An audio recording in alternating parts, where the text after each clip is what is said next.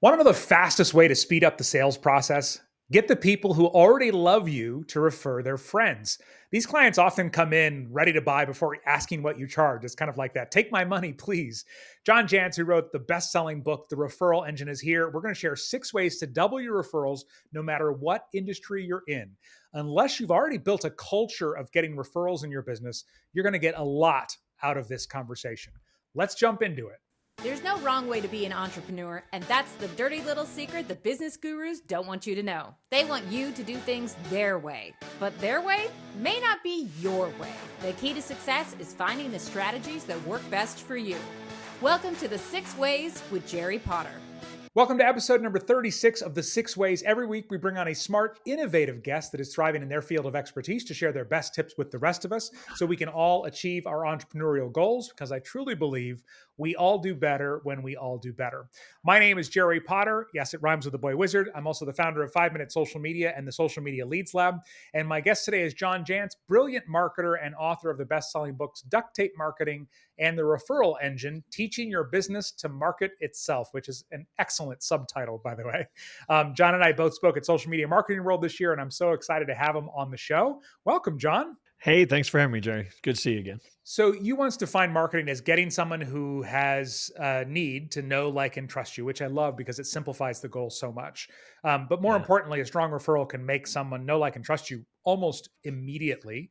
For some of the clients that you've worked with, like, what percentage of their revenue comes from referrals when you, as you put in your book subtitle, get your business to market itself? Yeah, no, you're absolutely right. I mean, a referral is borrowed trust. I mean, that's why it is so potent, so powerful. So I did a survey for that book that you talked about. I surveyed 2,000 business owners, and 72% of them actually said that a majority of their business came by some way of word of mouth now, in that survey, I also did a follow-up question, so you get a bonus answer to this. Okay, I said, okay, what do you do about it? Right. And like 26% of them said they did anything to try to generate, referrals. They just kind of were happy accidents instead of viewing them as a significant channel that they actually are. Yeah, well, and it probably varies a little bit from industry to industry, but there are absolutely things that you can do, as I saw you speak about at Social Media Marketing World. So we're going to share 6 ways to double your referrals no matter what industry you're in. John brought 3, and I'll share 3. And then also our question of the week: what's the biggest mistake you see entrepreneurs make in referral marketing? So we'll answer that as well. So make sure you stay until the end for that.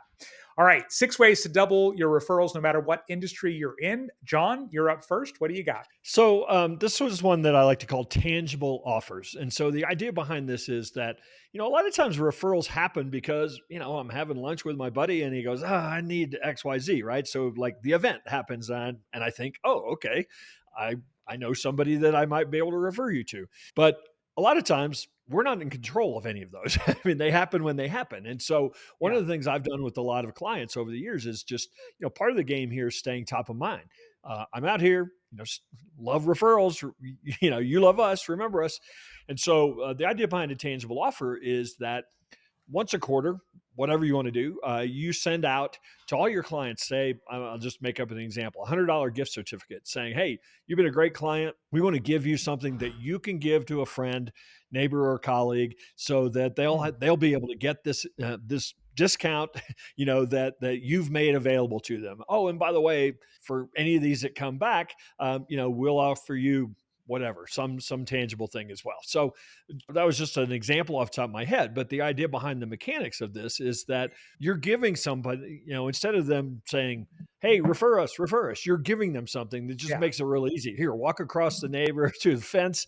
Here it is, take it. These guys are great. I think you ought to use them. So it just makes it makes the process easy. I think even your customers that love you, they want to refer you, make it as easy as possible.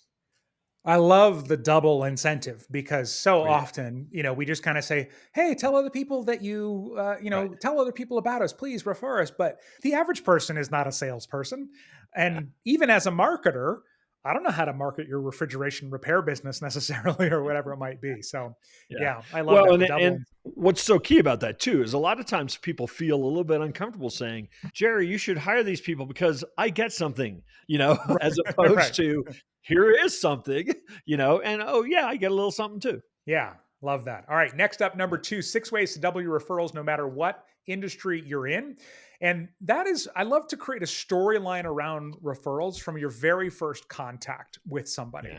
And so the way this works is the first time, when it's appropriate, but the first time you talk to somebody, the way I like to do it, and I think I originally learned this from a real estate agent, but basically you frame it as when we are done working together, I want you to be so happy with the service I've provided you that you are going to go bang people's doors down to recommend me to other people. Now, I'm not saying you have to do that, right? We want to alleviate that objection, but I'm not saying you have to do that, but that's how happy I want you to be. So if at any point during this process you're not that happy, let me know and we'll figure out how to make it better. And so you're setting the seed from the beginning. And then if it is a longer sales process, real estate agents, contractors, online courses, anything that lasts several weeks, you can check in partway through. Hey, remember when I said at the beginning I wanted you to beat down people's doors to refer me to other people? I want you to be that happy, rather. How's it going so far? Are you feeling good about things? Great. And it's just a really powerful way. So you basically create a storyline from the beginning, and then it's always top of mind. And of course, if they are thrilled, they're way more likely to do it Yeah. when they get to the end of whatever your cycle is for that offer. Yeah, I've always recommended something along those lines because what you're doing is first off planting the seed, as you mentioned, but you're also getting a micro commitment. I mean, at that point in the relationship, they're going to say, "Sure, I'll do that." I mean, you just made a great promise. Sure, I'll do that. Like, what's that going to cost me, right? So they've already kind of committed, and so Yes. you go and you make sure they're happy, and then you collect the referrals. Yeah. Yeah. All right. And you're also inviting them to speak up if they're even a little bit unhappy. Right, As right, somebody who is a passive aggressive, sometimes people pleaser, I am not one to speak up about things yeah. until they get really bad. So if somebody says that to me, I kind of think, okay, cool. I can just say, hey, this could be better or something like that. So, all right. Next up, number three, 6 ways to double your referrals no matter what industry you're in. John, what do you got? So this is one I call client ecosystem balancing. Now, this one's a bit nuanced. It's probably B2B, probably professional services are the most appropriate industries that this work. It can work in a lot of environments, but it really works in those. So the idea is, I'll use myself as an example. I sell marketing services. Marketing strategy basically. So a lot of clients will hire me to help them develop a marketing strategy. 9 times out of 10, we're going to change some of their emphasis, some of their priorities. There's going to be, some things that really change in the business. So all of those folks that I work with, business owners typically work with a lot of other professional service providers. They have a lawyer, they have an accountant, they have a banker. And in some cases, those folks would actually really benefit from learning about this new marketing strategy that our mutual client is now going to run down the path with, especially like the accountant, because, maybe there's going to be an expenditure or there's going to be some investments that need to be made. So what I have done over the years is when in the right situation is offered to educate some of those folks. Maybe they're working with a coach or something to educate Hmm. them on what the new process or what the new messaging or the new direction is going to be, purely as a value add, to our client. Imagine how many professional service providers, work with companies and they never talk to each other. There's no kind of getting on the same page. So what has happened is my client is thrilled, and 9 times out of 10, somebody that I have done that presentation to, an accountant or a banker, has said, this is a really great process. What you do, I've got 10 clients over here that they need what you're talking about doing. And so the beauty of this is the object is not to get referrals. The object is provide value for my client. And quite Yes. often that's the best road to getting more referrals. Yes, I'm so glad that you said that last part too, because when I teach people like how to grow a social media audience, and especially with short form videos, it's like the value of your short form video is not to get followers. The value or the purpose, Yeah. the purpose is to provide value and then leave them Yep. wanting more. And it's so easy to forget that. And I love you called it a client ecosystem balance. Is that what you said? Yeah. Yeah. Yeah. Yeah. Us Yeah. marketers, we got to give everything a name. Of course, the CEB, right? But it's a beautiful way to network, and I know there are one of the slogans here on this show is "We all do better when we all do better." But I've seen some Yeah. people that their scarcity mindset is so strong. Like I actually had a guy once that I think he was an accountant, and we talked about doing something like this? And he was like, well, no, I don't want to do that because I don't remember what it was, but it was like, what if I decide to open a law firm someday or something like that? They were so competitive. And it's like, I don't see that happening anytime soon. I think you're going to be okay. Yeah, yeah, So, it's the need for what we do is so immense. I think I've probably had everybody that you would consider a competitor of mine on my podcast. yeah. Yeah. All right. Next up, number 4, 6 ways to double your referrals no matter what industry you're in. And this one is to surprise and delight throughout the entire experience. Right. So when people are blown away, that's when they refer. When you meet their expectations, that doesn't necessarily happen, even if they're happy with it. And so I'm always looking for ways to surprise and delight throughout the experience. So, for example, as of this recording, we just launched our new podcast design program. And within that, I had some bonuses, and it was like, oh, you know what? Let's not make these part of the offer. The offer was getting too complex anyway. And it was like, let's bring those up. And so earlier today, I taught the first week of this thing, and we made that something that they got after they signed up.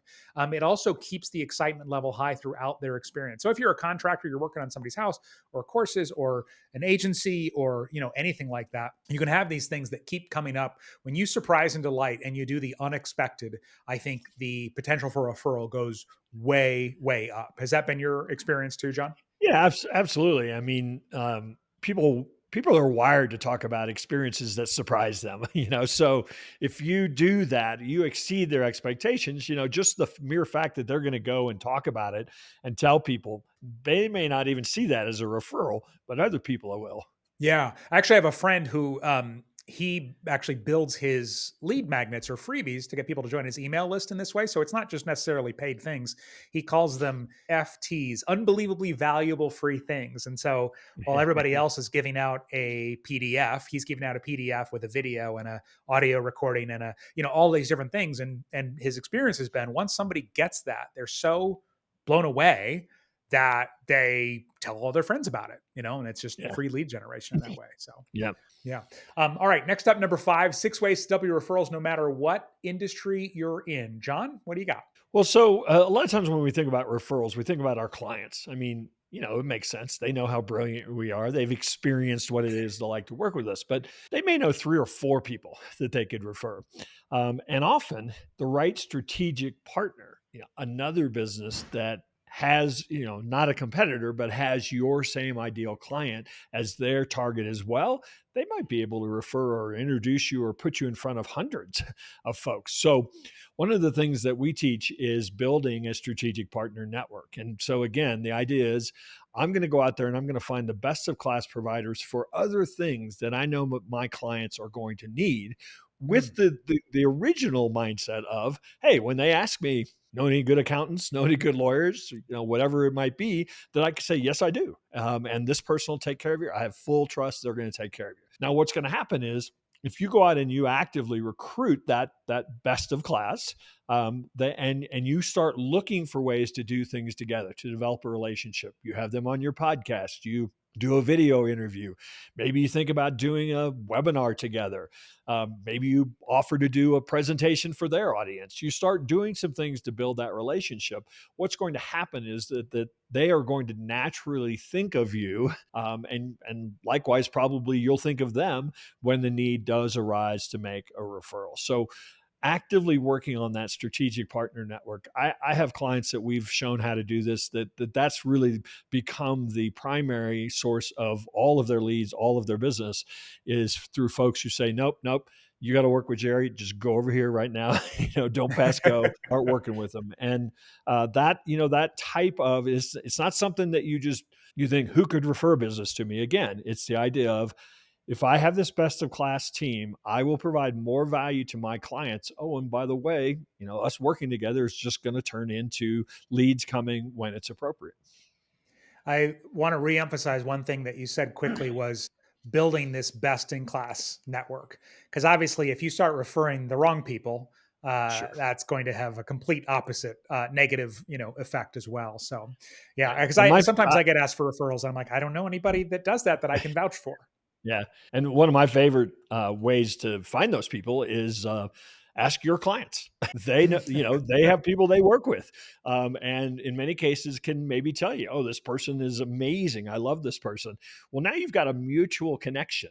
And so there'll be a reason to start that conversation. May or may not work out, but that's a great place to kind of start doing your networking. Yeah, that's a nice segue into the next one, too. Number 6 of 6 ways to double your referrals, no matter what industry you're in.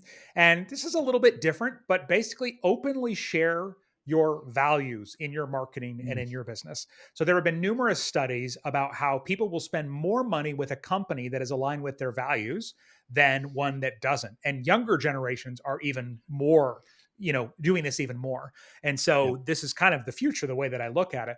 But we also tend to recommend things to people that we consider to be like us, not only because we like them because they're like us, but we think, oh, I like that.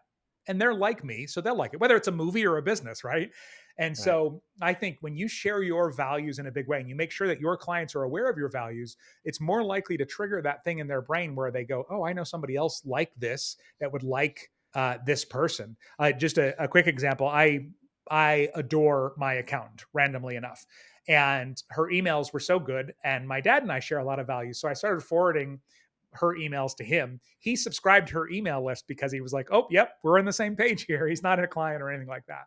But that's how, powerful values can be Yeah. in that way. 100%. I guess the only thing I'd add to that is they have to actually be true. You have to live them. There are a lot of people that are greenwashing and True. diversity washing and doing whatever it is to try to these sound like good values. We ought to share them, but clearly um, they will come out if they're not true. Yeah, that is a great point. And they have to be unique too. Like if our value is kindness, and we love, when I work with clients on finding their points of differentiation, it's like, oh well, we actually care about our customers.